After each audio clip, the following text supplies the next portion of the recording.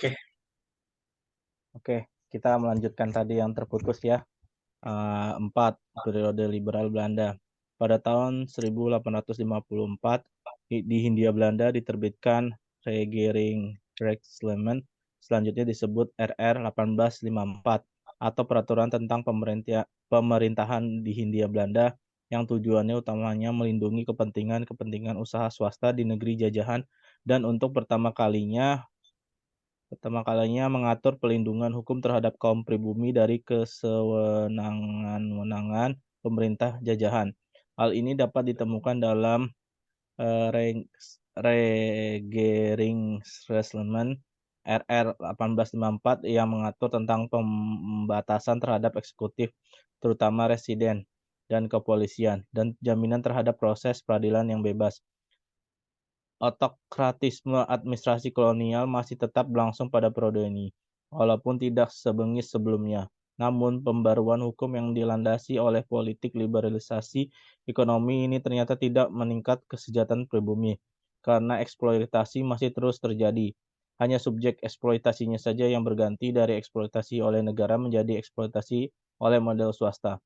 Mulai tahun 1886, negeri Belanda membuat KUHP pidana sendiri yang disebut Nederlands Wetboek van Strafrecht. Berhubungan dengan ini, maka bagi Indonesia dibuatkan pula perundang-undangan hukum pidana yang baru didasarkan atas konkordansi, ialah bahwa asas bahwa perundang-undangan di Indonesia harus seberapa boleh sesuai dengan hukum pidana di Belanda. Pada golongan-golongan penduduk Indonesia dibuat undang-undang hukum pidana sendiri sebagai berikut.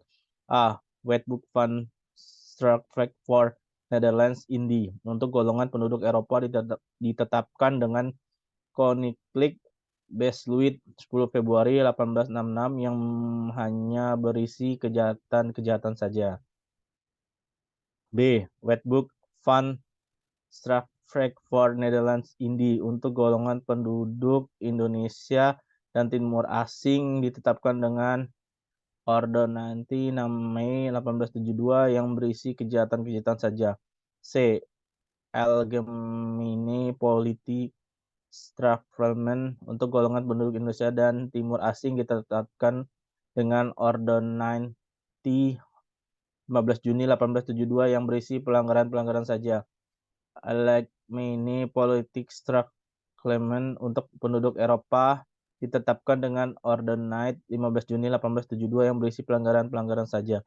Dari keempat buku ini, pada tanggal 1 Januari 1918 diganti dengan satu kitab undang-undang hukum pidana, yaitu Wetboek van Strafrecht for Netherlands, yang baru dikeluarkan dengan Koninklijk Besluit tanggal 15 Oktober 1915 nomor 33. Dalam KUHP ini diletakkan asas unifikasi, yaitu satu KUHP berlaku untuk semua golongan penduduk. 5. Periode politik etis sampai kolonialisme Jepang. Pada zaman pemerintahan tentara Jepang, dalam pasal 3 Undang-Undang Pemerintahan Jepang nomor 1 ditetapkan bahwa undang-undang dan peraturan di Hindia Belanda berlaku terus sekedar tidak bertentangan dengan pemerintah tentara Jepang. Wetboek van Strafrecht for Netherlands pada waktu itu disebut Tu Indo Keiho, ditambah dengan undang-undang yang dibuat oleh pemerintah Jepang yang disebut dengan Guensei Kijeri. Kebijakan politik etis dikeluarkan pada awal abad 20. Di antara kebijakan-kebijakan awal politik etis yang berkaitan langsung dengan pembaruan hukum adalah A. Pendidikan untuk anak-anak pribumi termasuk pendidikan lanjut hukum. B. Pembentukan Volksraad, lembaga perwakilan untuk kaum pribumi. C. Penataan organisasi pemerintahan khususnya dari segi efisiensi.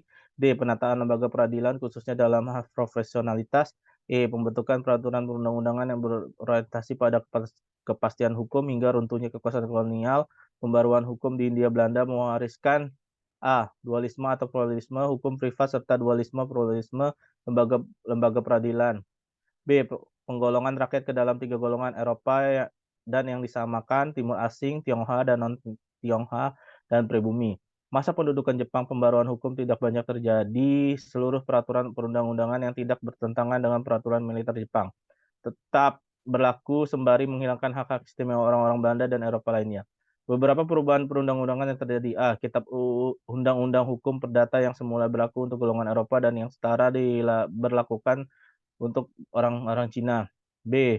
Beberapa peraturan militer disisipkan dalam peraturan perundang-undangan pidana yang berlaku. Di bidang peradilan, pembaruan yang dilakukan adalah A. Menghapus dualisme atau pluralisme tentang tata peradilan. B. Unifikasi kejaksaan. C. Penghapusan perbedaan polisi kota dan pedesaan atau lapangan. D. Pembentukan lembaga pendidikan hukum. E. Pengisian secara masif jabatan-jabatan administrasi, pemerintahan dan hukum dan orang-orang pribumi. 6. Periode revolusi fiksi sampai demokrasi liberal. A. Periode revolusi fiksi. Pembaruan hukum yang sangat berpengaruh di awal ini adalah pembaruan di dalam bidang peradilan yang bertujuan untuk dekolonisasi dan nasionalisasi. 1. Meneruskan unifikasi badan-badan peradilan dengan melakukan penyederhanaan. 2. Mengurangi dan membatasi peran badan-badan peradilan adat dan swapraja kecuali badan-badan peradilan agama yang bahkan dikuatkan dengan pendirian Mahkamah Islam Tinggi. B. Periode demokrasi liberal. Undang-Undang Dasar Serikat 1950 yang telah mengakui hak asasi manusia, namun pada masa ini pembaruan hukum dan tata peradilan tidak banyak terjadi.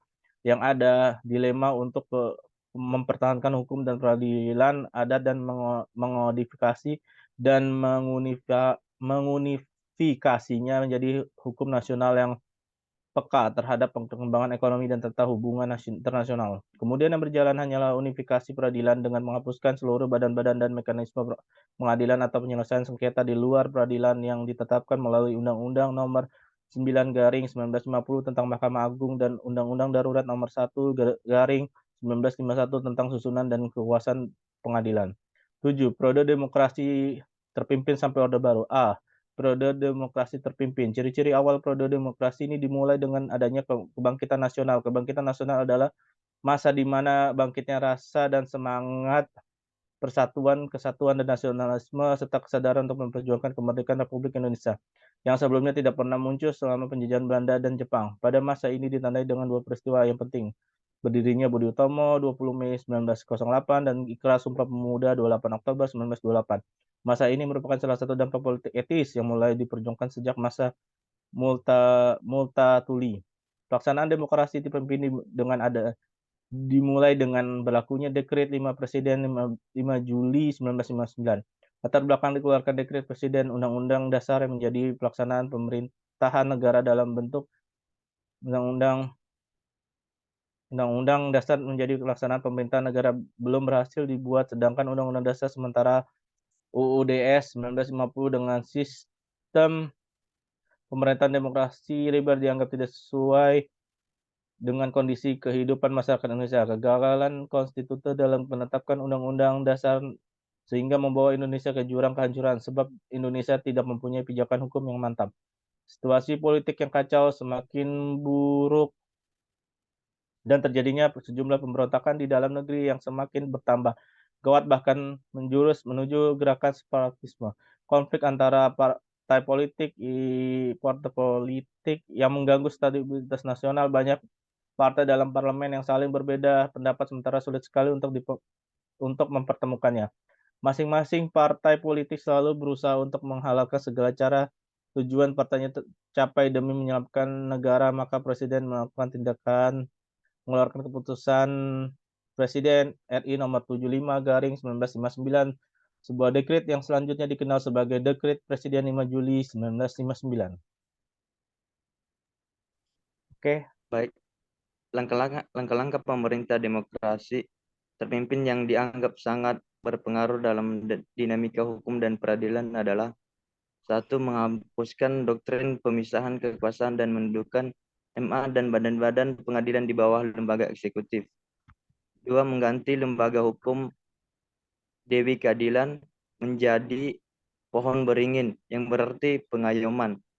3. Memberikan peluang kepada eksekutif untuk melakukan campur tangan secara langsung atas proses peradilan berdasarkan UU nomor 19/1964 dan UU nomor 13/1965. 4. Menyatakan bahwa hukum perdata pada masa kolonial tidak berlaku kecuali sebagai rujukan, sehingga hakim mesti mengembangkan putusan-putusan yang lebih situasional dan kontekstual. B. Periode Orde Baru. Perkembangan dan dinamika hukum dan tata peradilan di bawah Orde Baru justru diawali oleh penyingkiran hukum dalam proses politik dan pemerintahan. Di bidang undang-undang perundang-undangan, rezim Orde Baru membekukan pelaksanaan UU Pokok Agraria dan pada saat yang sama membentuk beberapa undang-undang yang memudahkan modal asing berinvestasi di Indonesia. Di antaranya adalah UU penanaman modal asing, UU Kehutanan, dan UU Pertambangan. Selain itu, Orde Baru juga melakukan satu, pendudukan lembaga-lembaga hukum di bawah eksekutif. Dua, pengadilan sistem pendidikan dan penghancuran pemikiran kritis, termasuk dalam pemikiran hukum. Singkatnya, pada masa Orde Baru tak ada perkembangan yang baik dalam hukum nasional. B. Periode pasca Orde Baru 1998 sekarang. Sejak pucuk eksekutif dipegang Presiden Habibie hingga sekarang, sudah terjadi 4 kali amandemen Undang-Undang Dasar Republik Indonesia di arah perundang-undangan dan kelembagaan negara. Beberapa pembaruan formasi formal yang mengemukakan adalah A. Pembaruan sistem politik dan ketatanegaraan. B. Pembaruan sistem hukum dan hak asasi manusia. C. Pembaruan sistem ekonomi. Penyakit lama Orde Baru yaitu KKN, korupsi, kolusi, dan nepotisme masih kokoh mengakar pada masa pasca Orde Baru. Bahkan kian luas jangkauannya. Selain itu, kemampuan perangkat hukum pun dinilai belum memadai untuk dapat menjerat pada pelaku semacam itu. Aparat penegak hukum seperti polisi, jaksa, dan hakim, kini ditambah advokat, dilihat masih belum mampu mengartikulasikan tuntutan pemburuan hukum. Hal ini dapat dilihat dari tidak mampuan Kejaksaan Agung meneruskan proses peradilan mantan Presiden Soeharto, peradilan pelanggaran HAM, serta peradilan para konglomerat hitam.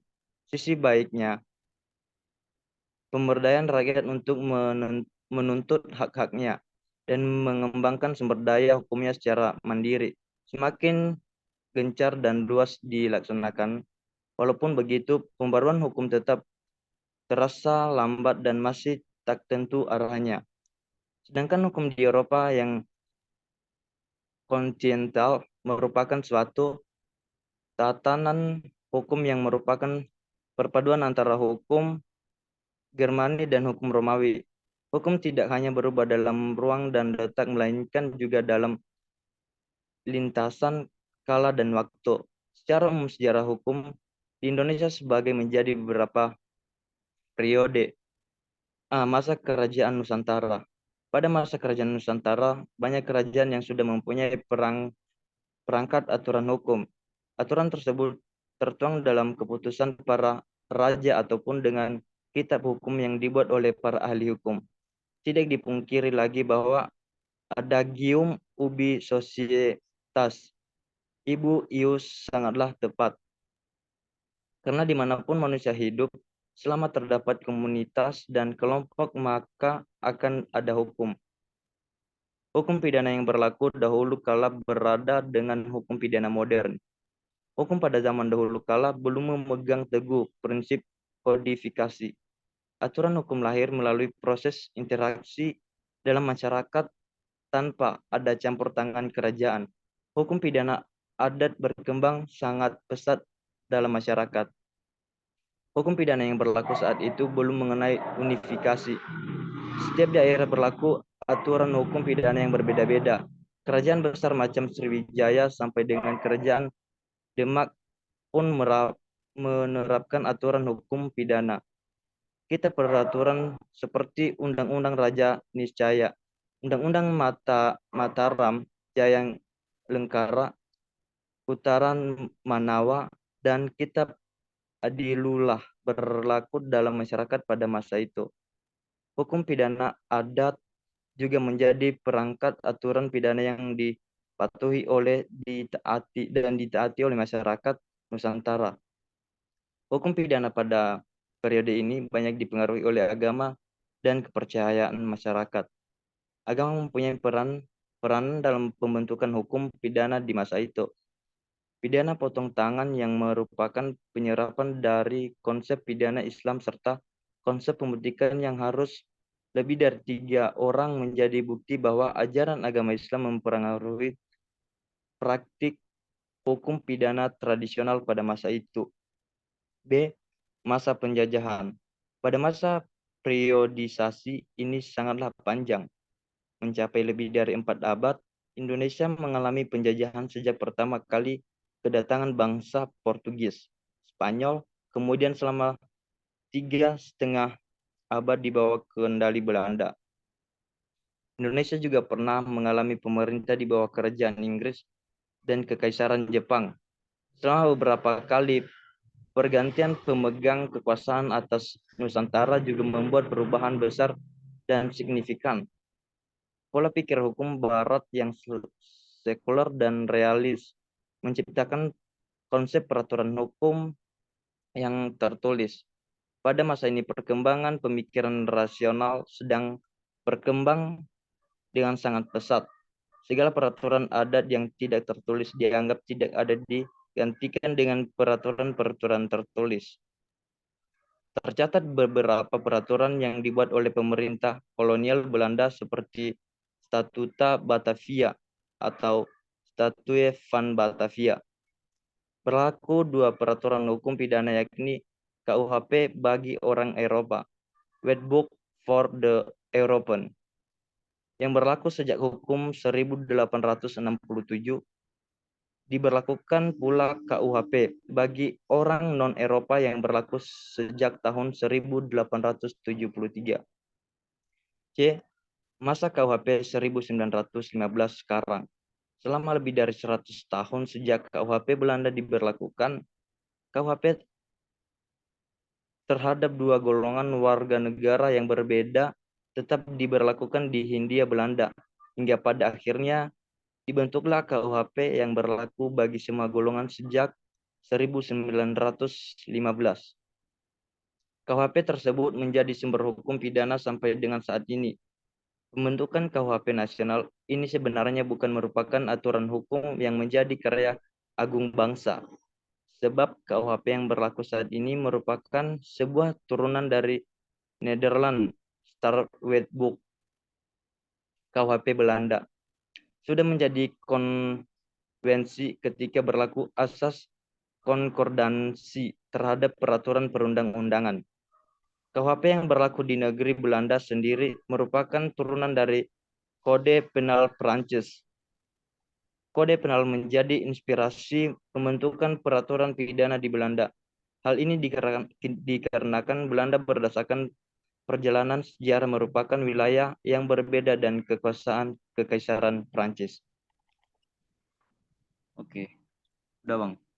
Baik, untuk kesimpulan, desakan pembentukan segera KUHP nasional sebagai sebuah negara yang pernah dijajah oleh bangsa asing. Hukum yang berlaku di Indonesia secara langsung dipengaruhi oleh aturan-aturan hukum yang berlaku di negara penjajah tersebut. Negeri Belanda yang merupakan negeri dengan sistem hukum kontinental merupakan bentuknya melalui asas konkordasi. Pengertian sistem hukum Indonesia, sistem hukum mempunyai pengertian penting untuk dikenali. Pertama, pengertian sistem sebagai sejenis satuan yang mempunyai tatanan tertentu. Kedua, sistem sebagai sesuatu rencana, metode atau prosedur untuk mengerjakan sesuatu. Pemahaman yang demikian itu hanya menekankan pada cirinya yang lain, yaitu bahwa bagian-bagian tersebut bekerja sama secara aktif untuk mencapai tujuan pokok dari kesatuan tersebut. Berapa asas hukum itu mengandung nilai etis yang self-evident bagi yang mempunyai hukum positif. Sistem adalah suatu kesatuan susunan di mana masing-masing unsur yang ada di dalamnya tidak diperhatikan hakikatnya tetapi dilihat menurut fungsinya. Hukum sulit didefinisikan karena kompleks dan beragamanya sudut pandang yang akan dikaji oleh Profesor Van Apeldoorn yang mengatakan bahwa definisi hukum sangat sulit dibuat karena tidak mungkin mengadakannya yang sesuai dengan kenyataan. Baik, banyak lagi pendapat-pendapat para profesor. Mungkin jadi sistem hukum yang ada adalah suatu kesatuan hukum dari unsur yang saling berhubungan dan bekerja sama sebagai suatu kesatuan untuk mencapai tujuan tertentu. Mungkin dari kelompok kami cukup itu saja yang dapat kami sampaikan. Kurang lebihnya kami mohon maaf. Akhirul kalam, ada yang mau bilang? Sudah semuanya? Ya, cukup. Billahi taufiq wal hidayah. Ya, Cukup sudah. Oke. ya. Baik. Akhirul kalam. Wassalamualaikum warahmatullahi taala wabarakatuh.